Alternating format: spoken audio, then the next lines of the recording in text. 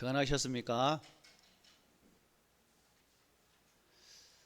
여러분 어떻게 잘 짓고 계시죠? 뭘 짓지?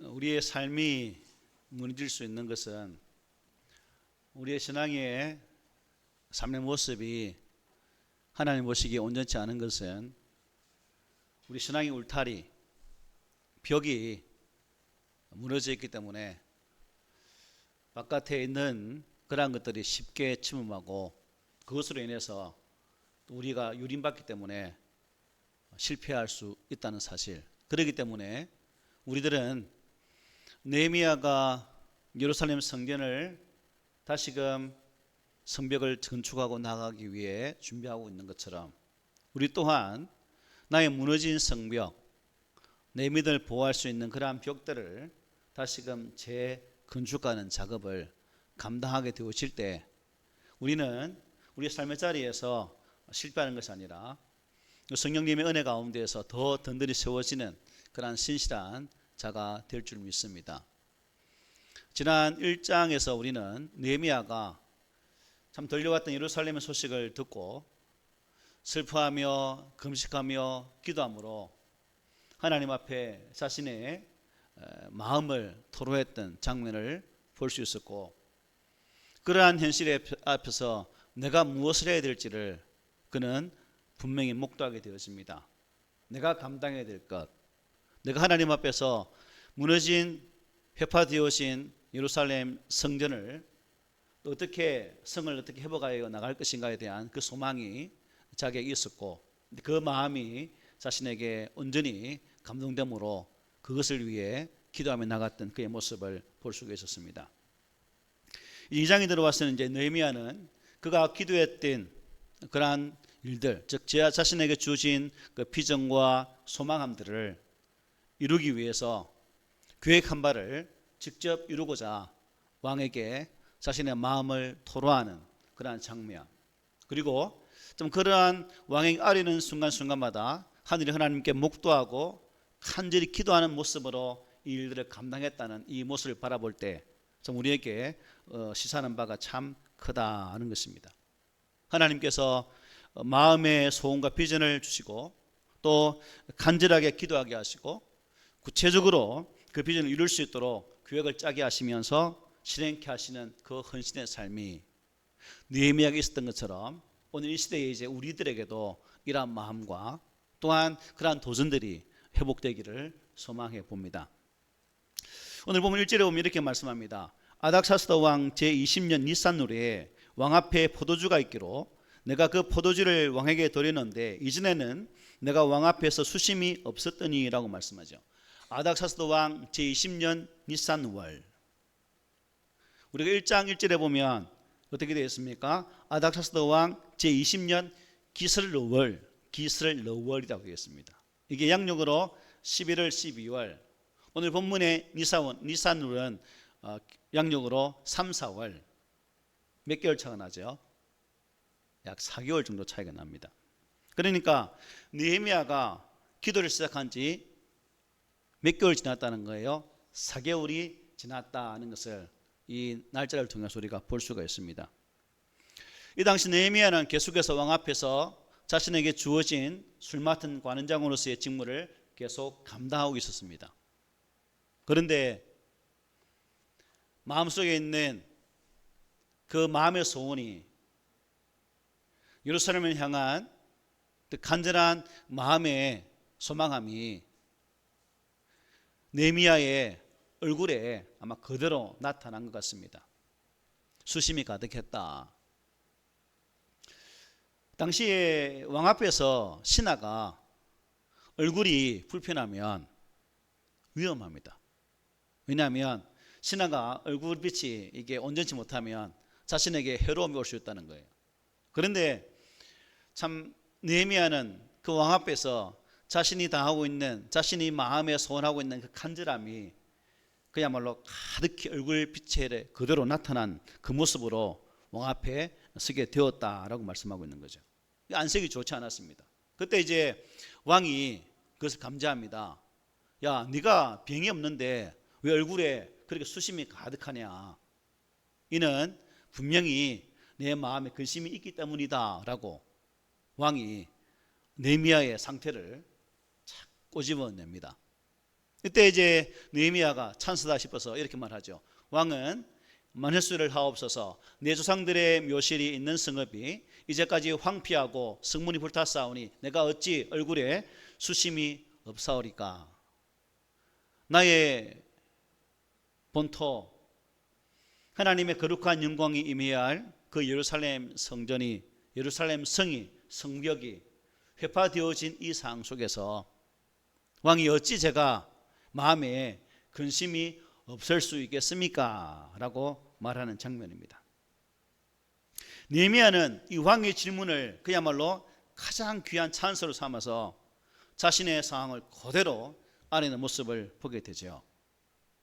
고민하는 중에 왕이 질문하는 이 질문, 결국 느헤미야는 이 질문을 하나님의 응답하심으로 확신했다는 겁니다.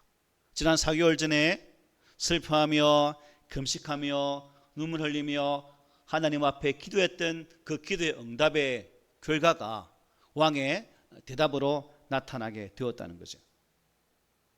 여러분, 이러한 느헤미야의 고민, 결국 저는 이것을 보면서 여러분도 동일하게 생각하겠지만 느헤미야가 가지고 있는 고민은 개인의 고민이 아니죠.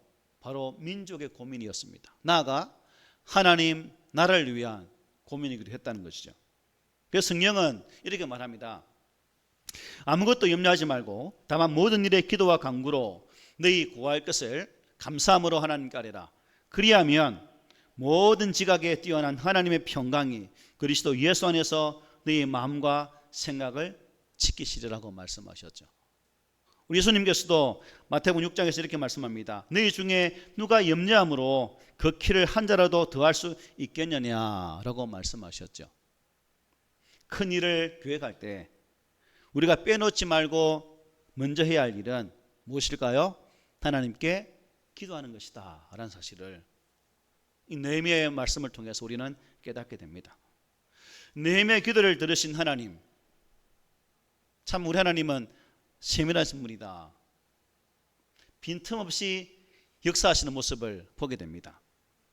이때 왕 계속 묻죠. 사절에 보니까 어떤 말을 합니까? 야, 그러면 네가 무엇을 원하는데? 근심이 꽉 차서 질문을 이어가면서 예루살렘의 상황을 알게 되어졌을 때 하나님이 아닥사스다 왕의 마음에 감동을 주셔서 느헤미야에게 야, 그러면 네가 원하는 것이 무엇이냐라고 질문을 하게 됩니다. 이 순간 여러분, 참 우리가 하나님 앞에 이어지는 말씀 보면 어떻게 되었습니까? 하늘의 하나님께 뭐하고? 묵도했다라고 기록하고 있어요. 우리는 이제 내 기도의 소원이 이루어지면 쉽게 흥분하죠. 아싸 하면서 흥분해가지고 도대체 어디서 어떻게 무슨 말을 해야 될지 잠시 다 잊어버리고 내 생각에 앞세울 때가 참 많습니다. 그런데 이 절호의 찬스에 느헤미야는 이 질문 앞에 하늘의 하나님께 묵도했다는 거예요. 그 짧은 순간에도 그동안 4개월 동안 간절히 기도했지만 그 짧은 순간에도 하나님의 인도하심을 소망하면서 은혜를 구하는 이 장면, 이 모습, 그 순간적인 찰나도 하나님의 인도하심의 손길을 기대하는 느헤미야의 모습을 우리는 이 간단한 말씀을 통해서도 분명히 깨닫게 됩니다. 사실 느헤미야는 지난 4개월 동안 예루살렘 재건을 위해서 기도해 왔어요. 그럼에도 중요한 이 순간에도 또 하나님께 간절히 기도를 했다는 사실입니다. 우리는 참 순간순간 하나님을 철저하게 의지하고 신뢰하면서 말 한마디라도 주의 나라를 세우겠다는 그러한 삶의 기도를 드려야 되지 않을까라는 생각을 해봅니다.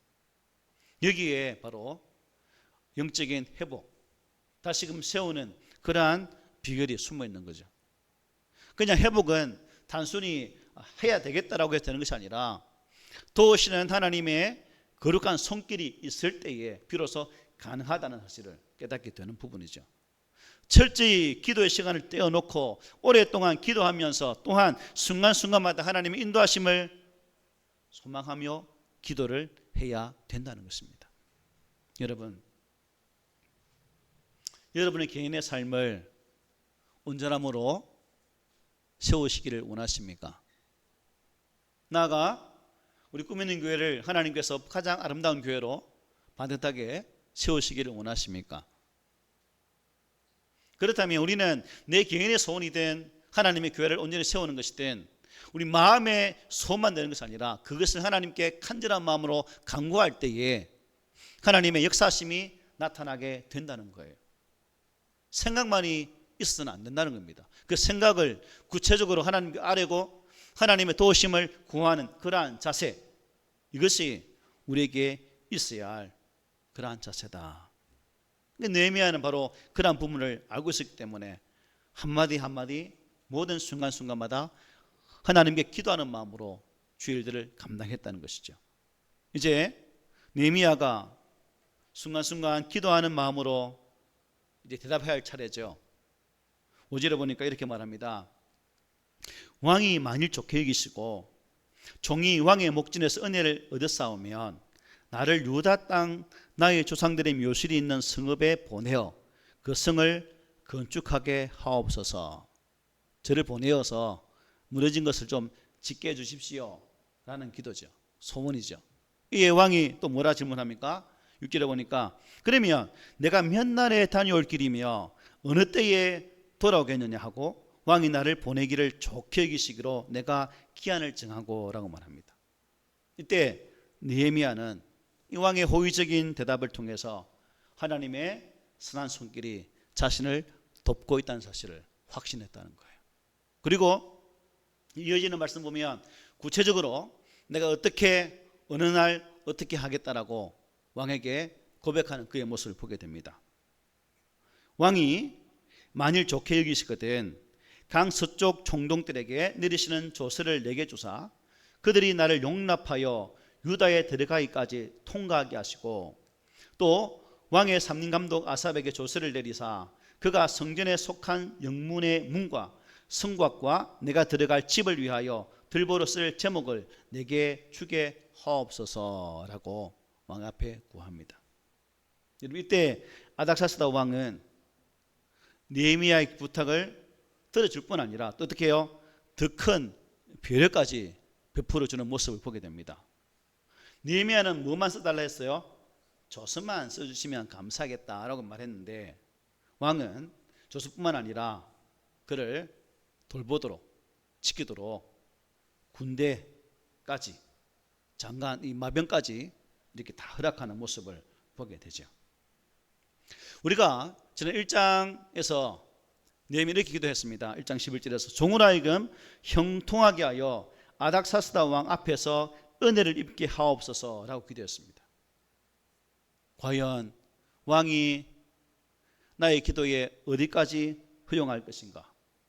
과연 이 왕을 통해서 어디까지 도움을 받을 수 있을 것인가? 아마 이런 생각을 하면서 기도를 하지 않았겠습니까? 하지만 이 하나님의 인도하심을 경험하는 가운데서 확신이 생겼다는 거예요. 하나님의 선한 손이 나를 도우고 계심을 느꼈기 때문에 그는 주저하지 않고 이 일들을 행할 수가 있었다는 겁니다. 여러분, 믿음이라는 것은 우리가 바라보는 것이 구체적으로 실제적으로 이루어지는 것을 경험하는 것이 바로 믿음이에요. 느헤미야는 정말 꿈만 같았던 것들이 사실로 이루어지는 것을 경험하고 있습니다. 지금. 그래서 그 역시 이제 믿음의 사람들의 그러한 반일에 함께 동참하는 장면을 우리가 지금 보고 있는 거예요. 루터는 이렇게 말합니다. 믿음이란 하나님의 은혜에 대한 진실하고 담대한 확신이다. 믿음은 너무나 분명하고 확실하여 수천 번도 목숨을 걸만하다라고 종국기획자 루터는 이렇게 말했습니다. 이처럼 느헤미야는 하나님의 소원을 이루어드리는 일에 자신을 희생하기로 마음을 다잡게 되었다는 것이죠. 여호와께서 말씀하십니다. 예레미야에서 말씀하시기를 이를 행하시는 여호와, 그것을 만들며 성취하는 여호와, 그의 이름을 여호와라 하니가 이와 같이 이르시도다. 너는 내게 부르짖으라. 내가 네게 응답하겠고 네가 알지 못하는 크고 은밀한 일을 네게 보이리라. 아멘. 여러분, 우리는 하나님의 인도하심 가운데 이곳 하만 땅에서 살고 있습니다. 믿습니까? 그리고 내가 어떠한 능력이 있는지 모르겠지만 우리 하나님은 우리 각 개인이 하나님 은혜 가운데 반듯하게 잘 세워져서 주의 일들을 감당키를 원하십니다. 나아가 우리의 공동체, 내가 있는 이 공동체, 꿈이 있는 교회가 비록 거창하게 들릴지 모르겠지만 비록 미력하나마 하나님의 교회를 세우고 이 땅 한국 교회를 다시금 세우는 그 일에 쓰임받기를 원하고 있다는 사실이에요. 이 부르심에는 어느 한 사람도 예외가 없습니다. 남녀노소 상관없이 모든 구원받은 자들이 하나님의 거룩한 것을 회복하기 위해서 우리를 불러 세웠다는 거예요. 이 부르심이 나에게 있음을 여러분은 매 순간마다 확신하며 사시고 계십니까? 하나님이 나를 구원하신 그 분명한 목적, 그 의도를 내가 살아가는 삶의 자리에서 여러분들은 느끼시며 살고 있느냐라고 제가 질문하고 있는 거예요. 만약 우리가 살아가는 삶의 자리에서 전혀 의식도 없이 의미도 없이 그냥 하루 일어나면 마칠 때까지 하루하루 살아가는 그 삶에 만족하고 있다면 아니 되옵니다. 아니 되옵니다. 하나님은 우리 각 심령이 회복되기를 원하시고 또한 우리 공동체를 통해서 이 땅에 세워진 교회를 통해서 이 땅, 이 민족, 열방이 다시금 하나님의 거룩한 말씀으로 회복되기를 원하신다는 거예요. 그러므로 우리는 이 하나님의 거룩한 부르심 앞에 하나님께서 사용하실 이 일에 우리는 온전히 순종하며 나아가는 그러한 믿음이 있어야 된다는 사실입니다. 하나님께서 하실 일 바라보고 나아가 우리 주변에 함께 동력할 사람이 어떤 사람이 있는지를 살피는 것 또한 우리가 감당해야 될 이 땅의 일인 것을 보게 된다는 거죠. 느헤미야가 좀 오랫동안 기도하고 함께 구체적으로 또 계획을 세우면서 성벽 재건을 위해서 나왔던 것처럼 이제 우리들도 회복을 위한 구체적인 계획들을 함께 세워가야 된다는 겁니다. 여러분, 신앙은 항상 말씀드리지만 나 혼자 세워가는 게 아니에요. 우리가 더불어, 또 성경은 자주 우리라는 단어를 사용하는 것은 우리는 각자 개인이 아니라 더불어 살아가는 존재임을 말씀해 주고 있다는 거예요. 믿음은 서로에게 위로하고 격려하고 도울 때 바른 신앙으로 세워져 가는 거예요. 아이고, 나 혼자 신앙생활 하면 되지, 내만 교회 잘 되면 되지, 내만 주일 지키면 되지가 아니라 돌아보아서 함께 더불어 공부하고 세울 수 있는 이러한 자세, 이게 중요한 것입니다. 8절 끝에 보면 느헤미야는 내 하나님의 선한 손이 나를 도우심으로 왕이 허락하고 라고 말씀하고 있죠. 이 고백은 여러분 어떤 사람의 고백이 될 수 있을까요? 하나님께 기도하고 하나님 때를 기다리고 하나님 허락하신 지혜를 따라 용기 지도하게 계획을 세운 사람만이 할 수 있는 고백이에요. 그냥 한번 입술을 벌려 기도했는데 하나님 도와주시더라, 우리 하나님이 나를 선하게 인도해 주시는 것 같다 라는 것이 아니라 정말 매 순간순간마다 하나님의 선하신 은혜를 간절함으로 간구하는 그러한 자가 들을 수 있는 고백이 하나님의 선한 소리 나를 도우신다라는 고백으로 나아갈 수 있다는 사실입니다. 여러분, 느헤미야는 예루살렘의 형편과 사정을 들은 이후에 울며 금식하며 기도했습니다. 기도하다가 하나님의 소원을 발견하고 그 길을 자신이 헌신기를 원했다는 거죠. 4개월을 기다리며 기도했습니다. 그렇게 기도하며 기도하는 동안 또 성백제간을 어떻게 이룰 것인지를 계획하고 또 준비했다는 거예요. 그리고 드디어 하나님께서 당신의 소원을 느헤미야를 통해서 이루시고 계셨다는 사실을 그는 하나님의 선한 손이 도운다는 사실을 통해서 고백을 해주고 있다는 겁니다. 덤으로 은혜를 더해 주셔서 군대도 동원케 하시고 마병까지 동원해서 무사히 예루살렘까지 갈 수 있도록, 바벨론 그 땅에서 예루살렘까지 거리가 얼마나 거리라고 했죠? 1500km. 여러분, 가는 길 쉽겠습니까? 결국 쉽지 않죠. 또 바벨론의 바사에 대해서, 페르시아에 대해서 또 거부감을 갖고 있는 그 민족들이 얼마나 많겠습니까? 그러나 하나님의 보호하심 가운데 그는 무사히 예루살렘에 도착할 수 있도록 하나님은 그에게 은혜를 베풀어 주셨다는 사실이에요. 잠언 16장 9절에 보면 이렇게 말합니다. 사람이 마음으로 자기의 길을 계획할지라도 그의 걸음을 인도하시는 이는 여호와시니라고 말씀했죠. 이것은 우리 그리스도인들의 행동 원리이기도 합니다. 우리 믿음의 사람들의 행동 원리. 우리의 걸음을 인도하시는 분은 누구시라고요? 하나님 아버지시다. 믿으십니까? 나의 삶을 인도하시는 분은 오직 하나님 한 분밖에 없음을 믿으십니까? 아멘. 여러분, 산호라면 문제를 만나지 않을 인생이 어디 있겠습니까? 누구나가 문제 앞에 고민하게 되어 있습니다. 또 그 문제가 크면 클수록 낙심하게 되어지고 그 낙심이 크면 절망하게 되어 있습니다. 이게 우리 인생의 삶의 모습이죠. 그러나 그럴 때 우리가 그냥 아이고 실패구나, 그래 나는 어찌할 수 없어, 그냥 포기하는 것이 아니라 이때 우리 믿음의 사람이 할 수 있는 무기가 뭐예요? 무릎 꿇는 거예요. 기도입니다. 하나님을 알지 못하는 사람들은 이 낙심의 때에 낙심으로 끝나지만 우리 믿음의 사람은 하나님께 무릎 꿇어 기도하는 은혜가 있다는 사실을 여러분 믿으세요? 그럼 이 도구를 활용하십시오. 하나님께 온전히 이 가장 귀한 능력의 도구를 활용하셔서 여러분의 삶의 문제를, 내 인생의 개인의 문제를, 우리 신앙의 문제를 해결할 수 있도록 승리하신 하나님의 도움의 손길을 구할 수 있는 그런 우리가 되었으면 좋겠습니다. 자, 이제 느헤미야는 군대 장관과 마병의 호의를 받으면서 예루살렘에 도착했습니다.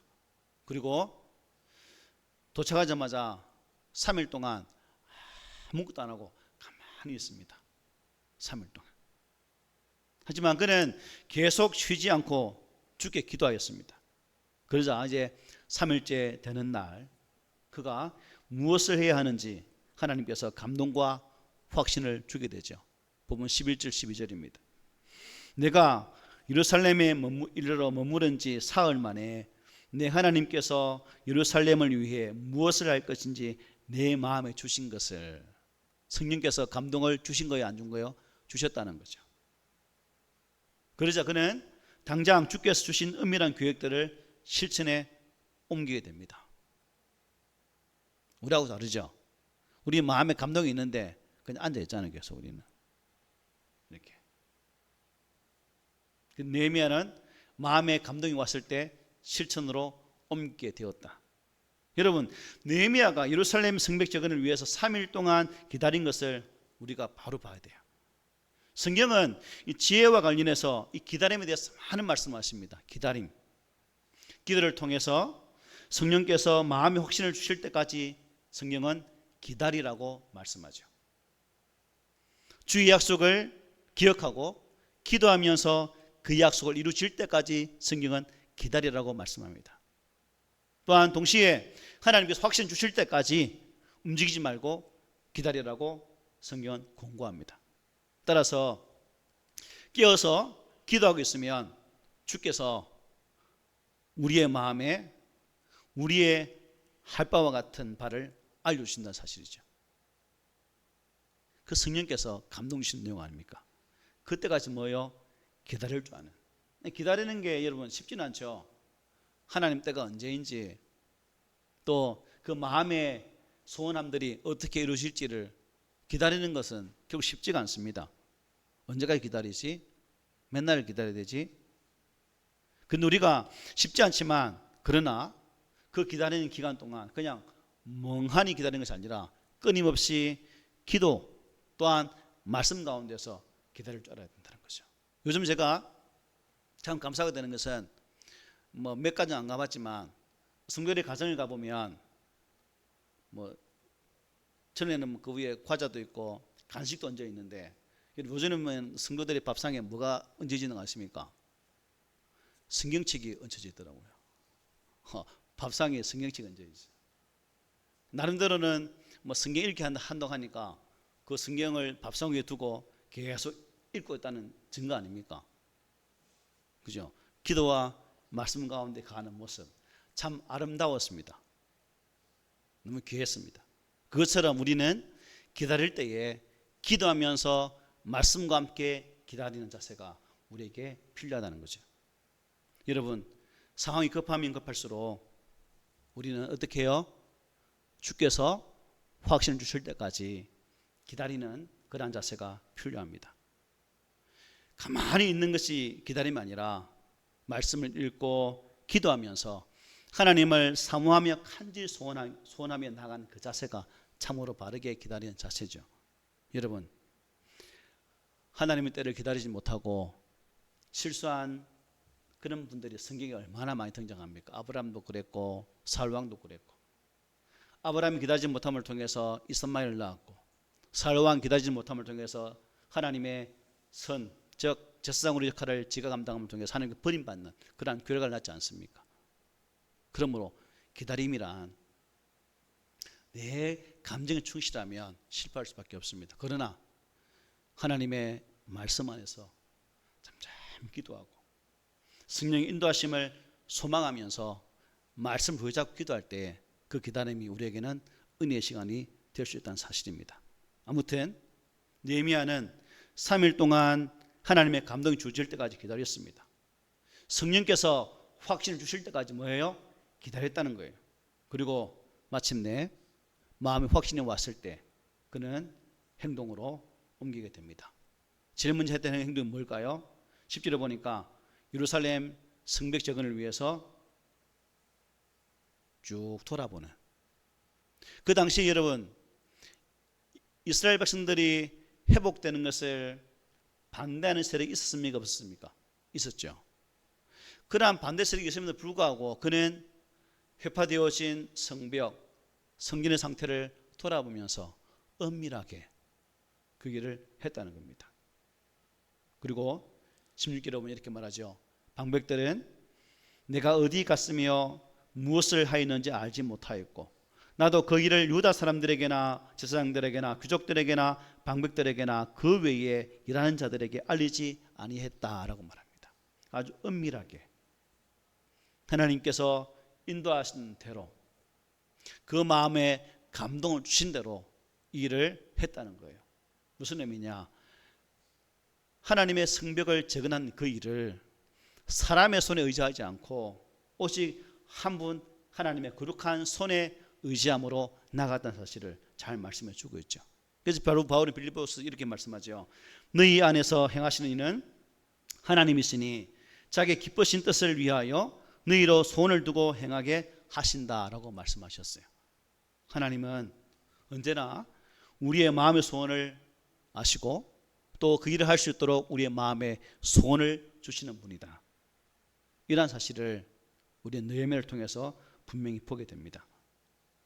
이것은 결국 느헤미야만의 삶이 아니라 성경이 이러한 것을 기록해주고 우리에게 증가하시는 것은 우리 또한 이 일을 행할 수 있다는 사실을 잘 말씀해줘.